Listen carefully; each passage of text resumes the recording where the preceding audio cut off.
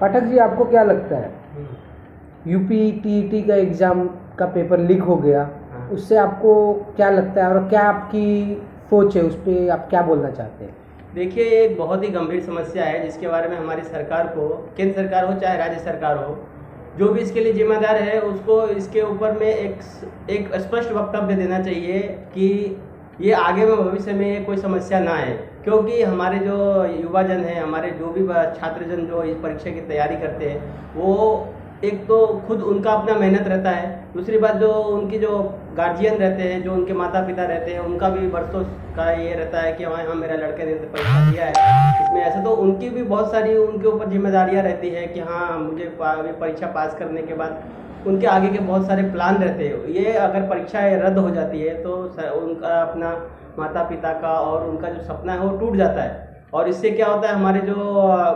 उनका जो भविष्य है वो अंधकारमय हो जाता है। अभी जैसे 2 साल की कोई तैयारी करता है और अगर वो परीक्षा रद्द हो गई तो उनका 2 साल तो जो गया वो तो गया ही, बाकी का आगे का 2 साल का जो प्लान है वो भी ठप हो जाता है। इसके लिए सरकार को इसके बारे में बैकअप प्लान साथ में रखना चाहिए कि अगर बाई चांस कुछ होता है, अगर कोई जैसे दुर्घटना होती है, दुर्घटना के लिए आदमी पहले से तैयारी करता है, अब कुछ इंश्योरेंस चाहे कोई भी, वैसे इसके लिए भी सरकार को सोचना चाहिए कि हाँ अगर ये नहीं हुआ तो दूसरा बैकअप प्लान रहे, किसके तैयारी करने, अगर ये पेपर रद्द हो गया तो उसके जगह पे दूसरा पेपर तैयार करके रखे, ताकि सरकार को भी और बाकी जो हमारे जो भी छात्र लोग हैं उनका जो है आगे का जो अपना तैयारी है वो उसके हिसाब से उनका सही रहे। तो मतलब नुकसान ना हो, ना सरकार को नुकसान हो, क्योंकि सरकार को भी तैयारी करने में पैसा खर्चा होता है, वो पैसा कहाँ से सरकार पब्लिक से निकालती है। तो इसके लिए दोनों अपने हिसाब से दोनों का नुकसान ना हो, सरकार का भी नुकसान ना हो, अपना जो बच्चे लोग हैं उनका भी नुकसान ना हो, माता पिता का भी नुकसान ना हो, और सबसे बड़ी बात जो हमारी युवा पीढ़ी है उनका नुकसान ना हो, क्योंकि हमारे देश के लिए जो हमारी युवा पीढ़ी है वो बहुत ज़रूरी है। और अगर इस प्रकार से हमारे युवा पीढ़ी को नुकसान होगा तो हमारे देश को नुकसान होगा, जो हमारे इकोनॉमी के लिए, हमारे भविष्य के लिए, दोनों के लिए अंधकार में हो जाएगा। इसके लिए ये मेरा जो राय यही है कि सरकार को अगर ऐसी विकट स्थिति अगर भविष्य में आती है तो उसके लिए पूरी तरह से तैयार होके रहना चाहिए। आपको नहीं लगता कि पिछले कई बार से जो भी एग्ज़ाम हो रहे, पहले तो वैकेंसी नहीं निकलती, वैकेंसी निकलती है तो उससे एग्ज़ाम होते हैं तो या तो पेपर लीक हो जाता है या तो फिर एग्ज़ाम होता है, एग्ज़ाम होने के बाद रिजल्ट ही नहीं निकलता, रिजल्ट निकलता है तो वो कोर्ट में जाके फिर उसको चैलेंज किया जाता है। कहीं ना कहीं आपको ये नहीं लगता कि सरकार फेल हो चुकी है? ये सीधा देखिए, अभी क्या है, सरकार, मुझे लगता है या तो सरकार फेल हो रही है या फिर सरकार के ऊपर ऐसा दबाव है। दोनों प्रकार से दोनों चीज़ें हो सकती है, लेकिन ये जो है ना, ये सरकार की हमारे समय अगर देखा जाए तो या तो सरकार हमारी जिम्मेदारी लेना नहीं चाहती है या फिर सरकार सोचती है जाने दो, जो जैसा चल रहा है वैसे चलने दो। ये इससे क्या होता है, हमारे जो युवा है ना वो हतोत्साहित हो जाते हैं,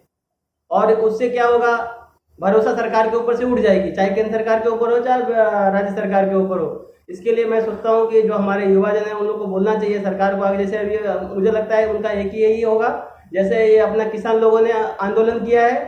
अनशन पे बैठे हैं, वैसा आज नहीं तो कल हमारे युवा जन आके बैठ जाएंगे। उससे क्या, हमारा पूरा विश्व में अंदर में जैसा इस टाइम में खिल्ली उड़ी है वैसा फिर से खिल्ली उड़ेगी। इसके लिए हमारे जो नेता लोग हैं उन लोगों को बहुत सीरियसली गंभीर समस्या है, छोटी मोटी समस्या नहीं है और देशव्यापी समस्या है। इसके बारे में कुछ निदान करना चाहिए, नहीं तो हमारा जो युवा जन है उनको बहुत आगे जाके कठिनाई होने वाली है। और हमारे नेता लोग जो हैं उनके कान पे जू तक नहीं रेंगती है, वो सोचना ही नहीं चाहते इसके बारे में। वो सोचते हैं हमारा बड़ी बड़ी बातें आके नेतागिरी कर देते हैं, चुनाव के टाइम में बड़ी बड़ी घोषणाएं कर देंगे, ये करेंगे वो करेंगे, नेताओं को, अपना युवाओं को नौकरी देंगे, और मैंने तो आज तक देखा नहीं है किसी युवा को नौकरी मिलते होगा। बेचारे 5-5 साल 10 मतलब बचपन से लेके 4-5 साल की उम्र से लेके 25-25 साल तक पढ़ाई करते रह जाते हैं, और जब नौकरी का टाइम आता है उनको नौकरी नहीं मिलती, खाली बड़ी बड़ी भाषणें मिल जाती हैं। तो इसके लिए मैं सोचता हूँ, और मेरा ये जितने भी हमारे देश के बड़े बड़े नेता हैं उन लोगों को ये गंभीर समस्या है, इनके बारे में सोचना चाहिए, ताकि हमारे जो युवा हैं उनका भविष्य उज्जवल हो सके। और ये बड़ी बड़ी घोषणाएं करने से पहले उनको सोचना चाहिए कि हम अगर ये जो घोषणा कर रहे हैं ये हम भविष्य में फलीभूत कर पाएंगे कि नहीं। धन्यवाद।